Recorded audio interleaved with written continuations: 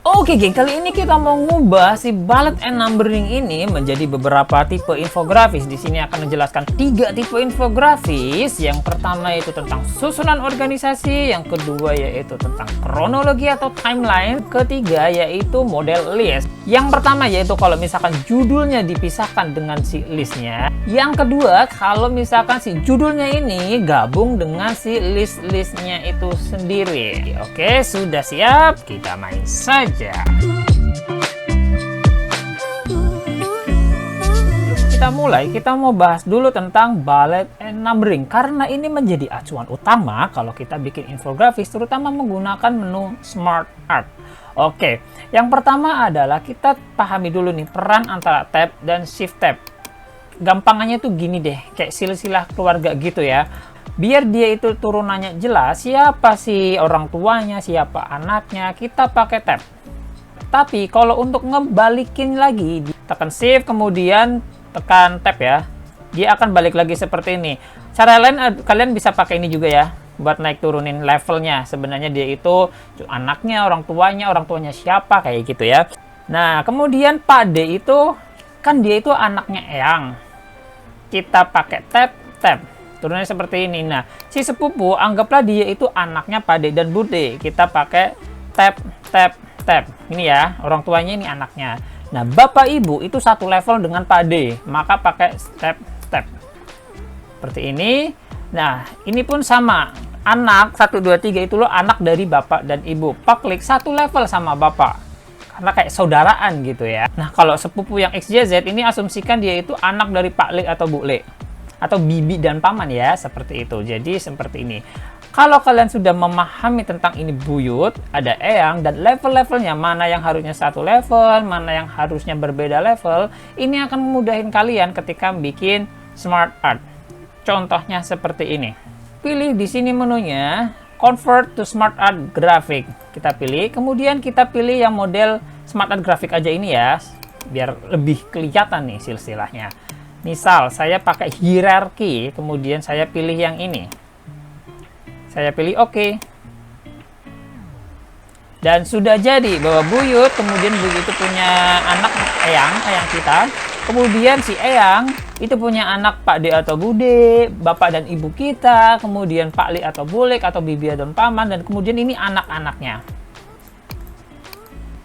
Jadi konversi dari Smart Art itu sendiri emang paling gampang kalau misalkan kita ngetik itu dari bullet and numbering. Tapi kita memahami dulu bullet and numbering dan silsilahnya, mana yang satu level, mana yang beda level. Sekarang kita coba ya untuk yang struktur organisasi, kan paling sering struktur organisasi. Nah sekarang kita bikin dulu di blok dulu, kemudian tambah bullet and numbering, kan lebih enak bikin kayak gini ya. Nah jadi harusnya si ini itu turun level karena dia itu di bawah kepala kantor. Nah si divisi A1 di bawahnya si A turun level lagi, tekan tab. Di sini turun level lagi, tekan tab. Kemudian yang di sini pun turun level lagi, satu tab. Kemudian kalau sudah seperti ini baru kalian convert to Smart Art. Ambil yang ini contoh. Sudah kan jadi. Nanti masalah layoutnya bisa pilih di sini. Apakah mau model yang standar seperti ini kan standar ya. Kemudian kalau misalkan ini nggak pengennya kayak gini nih, pilih layout. Kemudian mau yang standar. Nah nanti dia seperti ini. Kalau ini kan yang model turun ke bawah. Nah ini jangan deh, kakinya jangan sebelah situ, kakinya mau yang sebelah left hanging. Maka akan seperti ini. Nah kalau misalkan bagian ini mau diganti bot, jadi ada yang kanan ada yang kiri, maka pilih yang seperti ini. Oke, jadi nanti acuannya kepalanya siapa itu yang berubah. Kayak tadi ya, kalau misalkan saya mau ngubah anaknya ini, maka yang diklik adalah si sudut ini, baru pilih layout ya. Oke, kemudian baru kalau misalkan kalian mulai ganti warna, pilih aja di bagian sini change color, bagian smart design. Kalau mau yang warnanya simple seperti ini. Cuma kalau saya boleh saran, kalian ambil warna yang memang sesuai dengan tema dari slide kalian. Contohnya seperti ini, ambil yang satu warna aja, kecuali kalau memang di slide kalian itu ada 2 atau 3 warna. Seperti tutorial sebelumnya ya, bisa cukup satu warna aja yang ada di semua slide, atau warna tema dari slide yang mau kalian ambil. Oke? Oh ya, kalau misalkan kalian mau edit manual satu-satu pun bisa ya. Misalkan ini saya mau ganti warnanya jadi hitam. Tekan text box ini, kemudian tekan shift.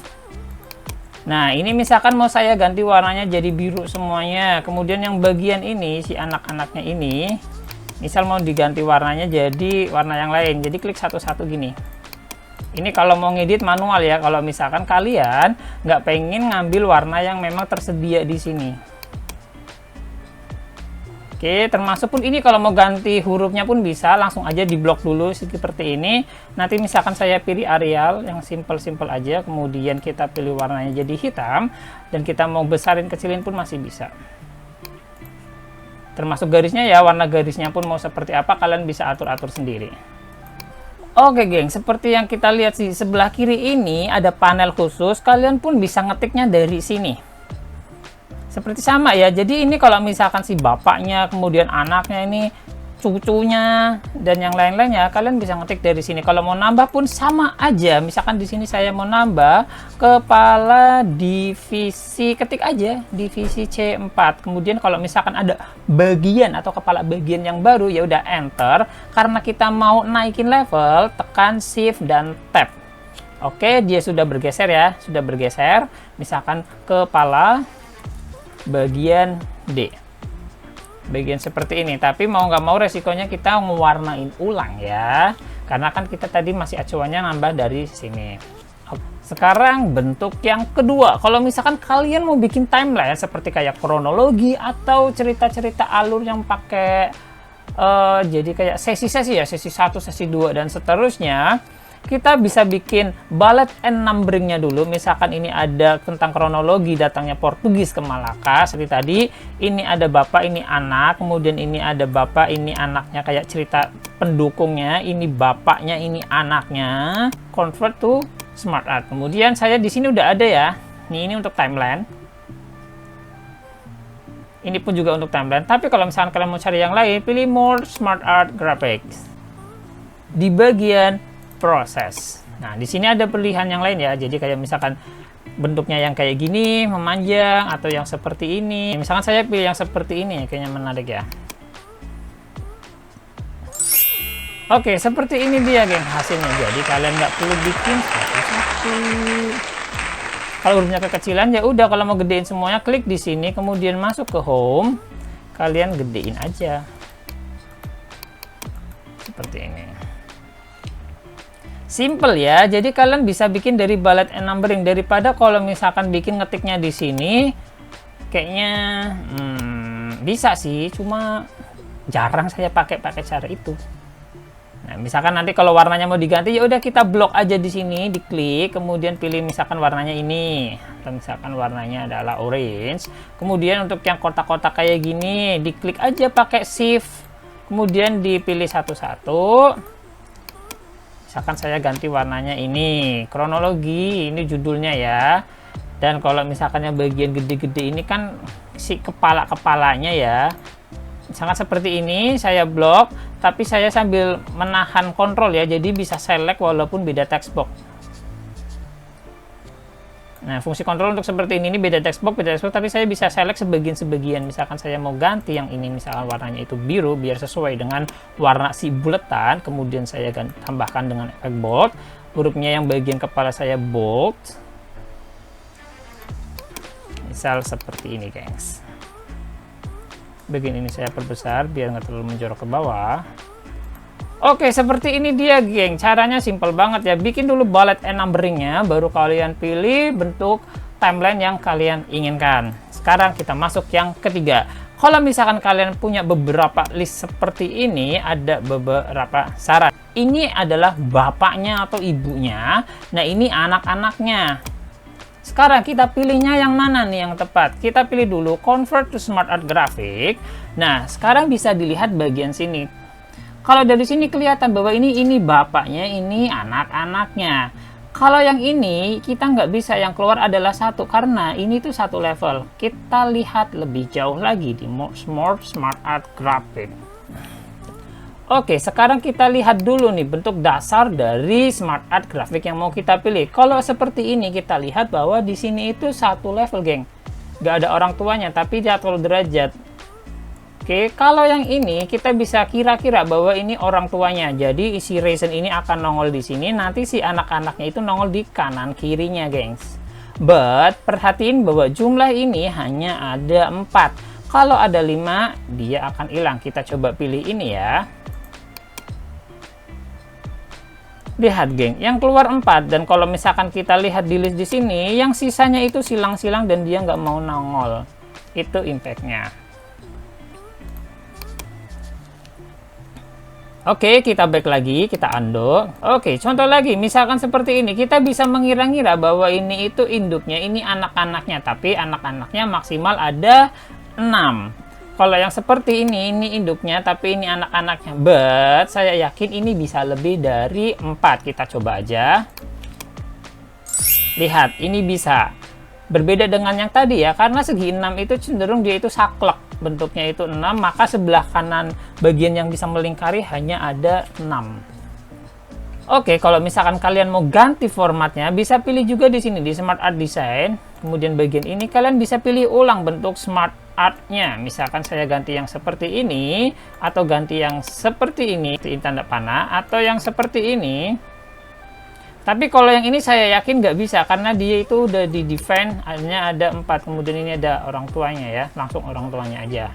Termasuk kalau kalian pilih yang modelis, kita bisa lihat dulu, misalkan kita pilih ini satu level, maka yang diperlukan cuma anak-anaknya aja. Nanti bagian si orang tuanya itu taruh di judul ya, jadi dipisahin, jangan digabungin, termasuk yang ini atau yang ini. Nanti jadi ini induk, ini anak-anak, atau ini nanti jadi induk anak-anak, dan yang lain sebagainya. Kalau misalkan contohnya yang ini ya, langsung aja klik. Tapi hasilnya seperti ini. Saya coba geser aja si reason for business, saya cut aja ya, klik kanan, cut aja. Saya taruh di judul, kemudian yang si ini saya jadikan levelnya sama, shift tab, shift tab, shift tab, shift tab, shift tab, shift tab, dan shift tab. Ternyata ada jumlah maksimalnya ya, gengs. Nah, kalau yang ini saya coba contohkan seperti yang tadi ya. Saya pilih yang ini, ada induknya dan ada anaknya. Oke, jadinya seperti ini, tapi jumlahnya karena nggak sama ya, jumlahnya nggak 6 ya, sesuai di sini saya tambahin aja, misalkan ini apalah gitu. Nah, seperti ini. Nanti kalau misalkan mau ganti warna ya sudah, tinggal klik aja. Saya ganti warna, bagian tengahnya adalah biru, nanti sebelah kanan kirinya saya ganti menjadi warna misalkan orange. Kemudian hurufnya saya ganti warnanya menjadi hitam. Oke, nah kalau misalkan gimana balikin lagi ke format bullet and numbering? Oke, masuk ke Smart Art Design, convert. Di sini ada menu pilihan convert to text atau convert to shape. Kalau convert to text, jadinya balik lagi seperti tadi format bullet and numbering yang awal. Oke geng, sekian tutorial tentang infografis yang pertama. Sampai jumpa di infografis selanjutnya. See you!